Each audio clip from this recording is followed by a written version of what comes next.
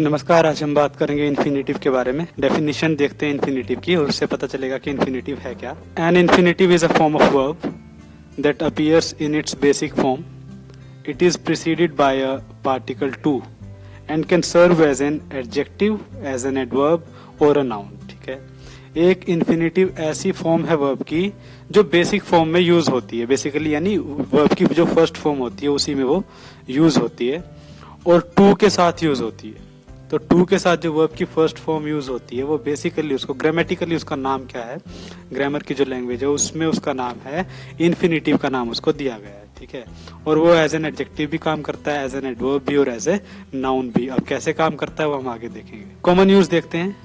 बिल्कुल इजी है, हम आमतौर पे यूज करते हैं, लेकिन इसको इन्फिनेटिव बोलते हैं, बस ये हमें कभी कभी पता नहीं होता. कॉमन यूज देखते हैं इन्फिनेटिव का. यू नीड टू वॉक, यानी two is an infinitive form preceding the verb walk. तुम्हें टहलने की या चलने की जरूरत है. ठीक है, तो अब इसने ये नहीं लिखा you need walk, no, you need to walk. To के साथ V1, ये भी एक ग्रामेटिकल रूल है तो वो करेक्ट होना चाहिए. तो अब यू नीड टू वॉक. ठीक है, तो ये देखिए अब टू के साथ जो V1 यूज हुई वो हुआ इन्फिनेटिव आपका, उसी को इन्फिनेटिव बोलते हैं. ठीक है, अब यानी two is an infinitive form preceding the verb walk. ठीक है, यानी प्रीसीड क्या होता है, कोई वर्ड से पहले आना या कोई काम पहले होता है किसी चीज से, तो वो उसको प्रीसीड करना बोलते हैं. ठीक है, तो वॉक वर्ब से पहले वो टू यहाँ पे यूज हो रहा है इस तरह से. Give him the shoes to polish, give him the shoes to polish, उसको जूते दो पॉलिश करने के लिए. टू पॉलिश किस लिए दो, टू पॉलिश. ठीक है ना. अब यहाँ पे देखिए जूते नाउन को डिस्क्राइब कर रहा है ना ये वर्ब. ये वर्ब की फॉर्म किसको डिस्क्राइब कर दिया, नाउन को. शूज तो नाउन होता है, तो देखिए डिस्क्राइब करता है तो ये डेफिनेशन किसकी है, एडजेक्टिव की है ना. तो देखिए लेकिन वो दिखने में बेशक टू के साथ वर्ब की फॉर्म है, लेकिन ये इन्फिनेटिव कैसे काम कर रहा है, एज एन एडजेक्टिव. डिफाइन किसको कर रहा है, शूज को. जूते चाहिए, जूते दो उसको, किस लिए दो, पॉलिश करने के लिए. ठीक है, तो here infinitive is working as an adjective that modifies shoes, है ना, मॉडिफाई करता है, मीनिंग में चेंज ले आता है, तो डिस्क्राइब करता है बेसिकली इस तरह से. फंक्शन देखिए इन्फिनेटिव का. Usually come before main verbs, main verb के पहले आते हैं, है ना, जैसे वॉक है मेन वर्ब है, पॉलिश है उससे पहले आए हैं. But they may fall at different places in a sentence and serve serious various roles. Okay, तो अलग अलग जगह पे आ सकते हैं लेकिन, और अलग अलग तरह के रोल प्ले करते हैं. अब अलग अलग तरह के रोल कैसे प्ले करेंगे हमने देख ही लिया, आगे देखेंगे भी कि as an adjective, as an adverb, as an noun कैसे यूज करते हैं उनको.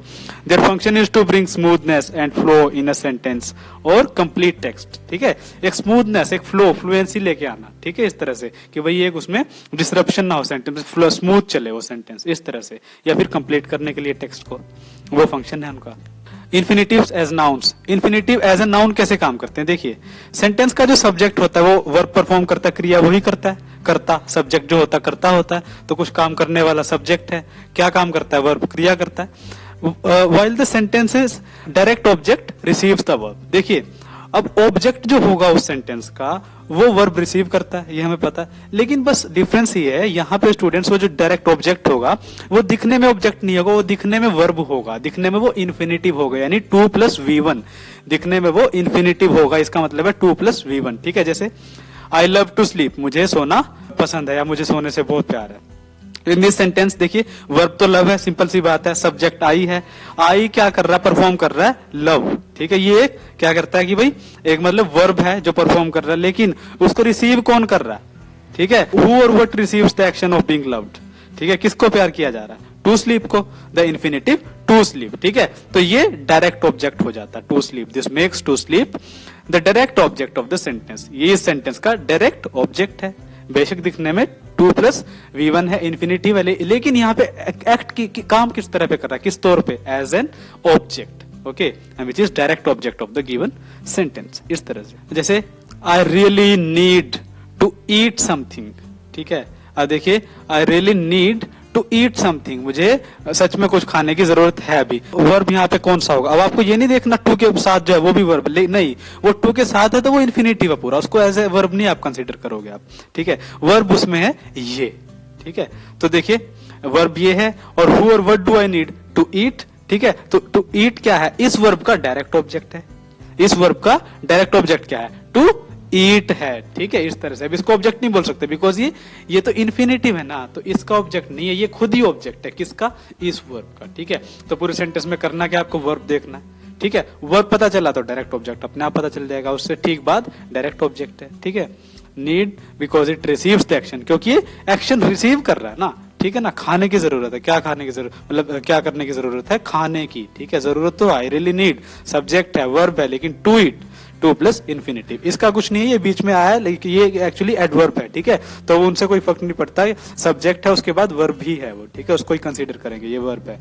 ठीक है, अब ये तो वर्ब नहीं है ना, ये एडवर्ब है। Infinitive being used as a noun काम कर रहे हैं यहाँ पे। ठीक है ना, एग्जाम्पल है उस चीज का, इस तरह से। इन्फिनेटिव्स एज एडजेक्टिव्स, अब देखिए आपको पता है एडजेक्टिव की डेफिनेशन पता होनी चाहिए पहले। Adjective is a word that modifies और एड्स टू और डिस्क्राइब्स नाउन। ठीक है, नाउन को डिस्क्राइब करता है और मीनिंग ऐड करता है या फिर उसका मीनिंग चेंज कर देता है, इस तरह से। ठीक है, एज एडजेक्टिव्स फंक्शन करते हैं इन्फिनेटिव्स व्हेन दे मॉडिफाई और describe nouns in a sentence. जैसे Joel wants a book to read, उसको किताब चाहिए, किसके लिए, पढ़ने के लिए। अब देखिए वर्ब क्या है, वांट्स है, सब्जेक्ट क्या है, जोएल है, टू रीड किताब चाहिए उसको पढ़ने के लिए, नाउन है, नाउन को मॉडिफाई कर रहा है, किस लिए चाहिए, पढ़ने के लिए। तो टू रीड यहाँ पे क्या है, क्या है, इन्फिनेटिव है। ठीक है, और एज एन एडजेक्टिव काम कर रहा है, क्यों, क्योंकि इसको डिस्क्राइब कर रहा है ना, नाउन को डिस्क्राइब कर रहा है ना, तो एडजेक्टिव हो गया। अब ये नहीं देखना कि ये भाई लग तो रहा नहीं है एडजेक्टिव, नहीं, लगने वाली बात नहीं होती, उसके फंक्शन पे डिपेंड करता है एडजेक्टिव होगा या नहीं होगा। Got it. अब देखते हैं इन्फिनेटिव्स एज एडवर्ब्स। अब इन्फिनेटिव्स एज एडवर्ब्स क्या होंगे, जैसे infinitives function as adverbs when they are used to give more information about adjectives, verbs और other adverbs in the sentence. और एडवर्ब्स की डेफिनेशन भी यही है स्टूडेंट्स, हमने बात की थी कि भाई डेफिनेशन भी यही है, वो और मीनिंग ऐड कर देते हैं। इनका जो एरिया है वो थोड़ा ब्रॉड होता है एडजेक्टिव और नाउन से। ठीक है, यानी एडजेक्टिव को भी मॉडिफाई कर सकते हैं, वर्ब को भी चेंज कर सकते हैं उसके मीनिंग में। ठीक है, दूसरे किसी एडवर्ब को भी चेंज कर सकते हैं। ठीक है, इस तरह से। जैसे the students were excited to go on a field trip. ठीक है, द स्टूडेंट्स क्या थे, एक्साइटेड थे ना, तो what is the purpose to go on a field trip. Infinitive क्या है, टू गो है। ठीक है, टू के साथ जो V1 जो फॉर्म आई है वो इन्फिनेटिव है, तो आप पहचान पाओगे अभी, क्योंकि हमने डिस्कस कर लिया इस बात को कि इन्फिनेटिव होता ही क्या है, टू प्लस वर्ब की फर्स्ट फॉर्म, उसी को इन्फिनेटिव बोलेंगे। ठीक है, तो वो पहचान लिया, इन्फिनेटिव इस सेंटेंस में ये है। ठीक है, पर्पस क्या है इसका, टू गो का, ऑन अ फील्ड ट्रिप। ठीक है, टू गो क्या कर रहा है, more information about adjective excited, excited के बारे में और इंफॉर्मेशन दे रहा है। The students were excited, but why they were excited, they were excited to go on a field trip। ठीक है, एक फील्ड ट्रिप पे जाने के लिए वो एक्साइटेड थे, उत्सुक थे। ठीक है, एडजेक्टिव है, एडजेक्टिव के बारे में जानकारी दे रहा है, एडजेक्टिव को मॉडिफाई कर रहा है, मीनिंगफुल और मीनिंग ऐड कर रहा है उसमें। ठीक है, इस तरह से। तो क्या है कि भाई what the students were excited about, going on a field trip, इस तरह से। ठीक है, so in this case the infinitive functions as an adverb। ठीक है, so I hope you are clear with what infinitive is, how infinitives act as adjectives, as nouns and as adverbs, and what is the form of an infinitive, that is to plus verbs first form। ठीक है, तो इस तरह से use कर सकते हो आप। और भी इसमें एक एक्सेप्शन होता है स्टूडेंट्स कि भाई इन्फिनेटिव होगा लेकिन विदाउट होगा, टू के बिना ही यूज होगा। अब वो कुछ स्पेसिफिक होते हैं जो आपको ऐसे आप क्रैम भी कर सकते हो, लर्न कर सकते हो उनको, और ऐसे यूज कर सकते हो। मैं बताता हूं आपको, जैसे मैं सेंटेंस बना के भी आपको एग्जांपल दूंगा उस चीज का। जैसे ऑलमोस्ट ऑलवेज, नॉट ऑलवेज, लेकिन लगभग हमेशा ही ऐसा होता है, the infinitives begin with to. ठीक है, but infinitives lose to when they follow these verbs. These verb, जब इन वर्ब्स की बात होती है तो टू नहीं होगा इनके साथ। ठीक है, वो फिर करेक्ट होगा, लेकिन टू लगा दोगे तो थोड़ा सा वो इनकरेक्ट हो जाता है। ठीक है, इस तरह से। जैसे फील है, ठीक है, जैसे you have made me feel proud, you have made me, to feel proud नहीं कहा मैंने, you have made me feel proud, तुमने मुझे गर्वित महसूस करवाया है, इस तरह से। ठीक है, ऐसे। I can make you feel the horror in this movie, इस मूवी में जो डर है वो मैं तुम्हें फील करवा सकता हूं। तो ऐसे, मतलब कुछ भी सेंटेंस। ठीक है, फील, इस तरह से। ठीक है, तो ऐसा नहीं कि हमेशा ही टू के बिना फील हर जगह में, नो, वो कुछ कुछ सेंटेंसेस होते हैं जहां पे इन्फिनेटिव काम करना होता है, लेकिन जैसे ऐड करेगा मीनिंग या चेंज करेगा, इस तरह के कुछ सेंटेंसेस होते हैं। वो आपको रीडिंग से और इसको बार बार डिस्कस करने, मतलब इसको रिवाइज करने से वो पता चल जाएगा, उससे एक हिंट आराम से मिल जाएगी आपको। तो हमेशा नहीं होता, लेकिन कुछ कुछ केस में ऐसा होता है कि टू को लूज करना होता है, तो उस तरह के सेंटेंस मैंने आपको बताए हैं। ऐसे और भी सेंटेंसेस होते हैं, जैसे हियर है। ठीक है, I want to go there and hear what they speak about me. मैं वहां जाना चाहता हूं और सुनना चाहता हूं कि वो मेरे बारे में क्या बोलते हैं, ठीक है। तो इस तरह से हियर, अब ऐसा नहीं मैंने बोल दिया कि भाई I want to go there and to hear, no, hear ही होगा वहां पे, टू नहीं होगा वहां पे, ठीक है ना, वो इनकरेक्ट हो जाएगा फिर इस तरह से, ठीक है।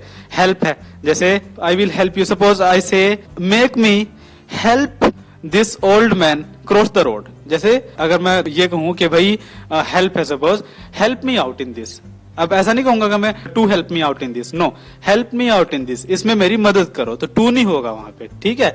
जैसे आई वॉन्ट टू गो और I want to come and help you in this task, मैं आना चाहता हूं और तुम्हारी मदद करना चाहता हूं इस टास्क में, तो टू हेल्प नहीं होगा, I want to come and to help you, no, I want to come and help you, to वहां पे रिमूव हो जाएगा इस तरह से, ठीक है। और लेट के साथ जो सेंटेंसेस होते हैं तो ग्रामेटिकल रूल होता है स्टूडेंट्स, तो टू बिल्कुल नहीं यूज होगा वहां पे, जैसे let me do it for you, मैं करता हूं इसे तुम्हारे लिए। अब मैं ऐसा नहीं कहूंगा let me to do it for you, अब आपने सोचा कि भाई डू है तो टू यूज होगा, नो, लेट से शुरू हो रहा है तो टू वहां पे नहीं आएगा, बिल्कुल नहीं आएगा वहां पे इन एनी केस, ठीक है। तो इस तरह से होगा, जैसे let me go there and see what they are doing, मैं जाता हूं वहां और देखता हूं क्या कर रहे हैं वो, ठीक है। तो let me go there, it is not like let me to go there, no, it would be let me go there, इस तरह से, ठीक है। और मेक होता है, जैसे I will make you taste some new dishes today, आज मैं तुम्हें कुछ नए पकवान टेस्ट करवाऊंगा, तो अब मैंने ऐसा नहीं कहा I will make you to taste, no, I will make you taste some new dishes today, मैं तुम्हें आज कुछ नई डिशेस टेस्ट करवाऊंगा, इस तरह से कर सकते हो, ठीक है। Come and see what we are playing with, ठीक है, आओ और देखो हम किसके साथ खेल रहे हैं, ठीक है, मतलब किस चीज के साथ खेल रहे हैं। तो देखिए, आओ, सी एंड कम, अब ये नहीं कहा टू सी, ऐसा तो नहीं कहा ना, come and see, I haven't said के come and to see, no, ठीक है। तो सी के साथ टू वहां पे नहीं हो रहा, इस तरह से वहां पे यूज कर सकते हैं उसको, ठीक है। Come and see with whom we are playing, हम किसके साथ खेल रहे हैं, ठीक है। Come and see with movie we are watching, ठीक है, कौन सी मूवी देख रहे हैं, इस तरह से कर सकते हैं उसको, ठीक है। वॉच है, वॉच होता है, एक तो देखना होता है, ठीक है, जैसे I will make you watch this movie today, ठीक है। अब देखिए मैंने क्या कहा, I will make you watch this movie today, मैं आज तुम्हें मूवी दिखाऊंगा, तो make you watch, I haven't said I will make you to watch, no, ऐसा नहीं होगा, ठीक है। तो I will make you watch, मैं तुम्हें दिखाऊं, किसी को कुछ करवाना, ठीक है, हेल्प करना किसी काम करने में या किसी को कुछ काम करवाना अपनी तरफ से, इस तरह से। So this verbs are followed by a direct object but without to, इनके साथ टू यूज नहीं होगा, ठीक है। So I hope by now you are able to fetch a hint as to what infinitive is and how it is used and how it is formed, what form it has, that is 2 plus V1, and how we use infinitives or how infinitives are used as adjectives, as adverbs or as nouns, okay, and how we can use the verbs without using to and make various sentences using these kinds of dynamics. So thank you very much again.